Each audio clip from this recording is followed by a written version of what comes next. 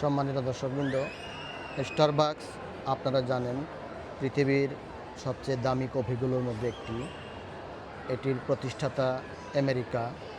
1971 সালে Washington DC Seattle শহরে এটা চালু হয়। আপনারা অনেকেই তৃষ্ণার্ত থাকেন।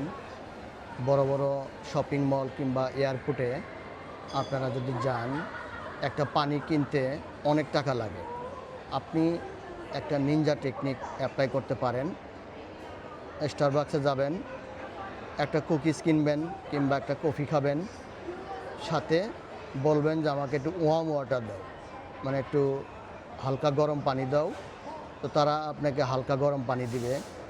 যদি আপনার কাছে মনে হয় পানিটা গরম, তাহলে একটু আইস নেবেন। আইস নিয়ে মিক্স করে, এই যে দেখেন আমার মতো বুদ্ধি খাটায় পানিটা খেতে পারেন, ড্রিঙ্কিং ওয়াটার। কারণ এখানে আমি যদি পানিটা কিনি তাহলে এটা 5 দিরহাম লাগবে। 5 দিরহাম মানে মেলা টাকা, 34 × 5।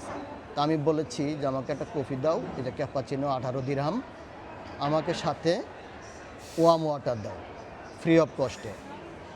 তারা দিবে। আপনি কফি বা কুকিজ বা পেস্ট্রি কিনলে আপনি পানি চাইলে পানি দিবে। এইভাবে আপনি পয়সা সেভ করতে পারেন। মানি সেভিং ইজ মানি ইনকাম। এই হচ্ছে স্টারবাকস দেরা সিটি সেন্টার। সবাইকে ধন্যবাদ।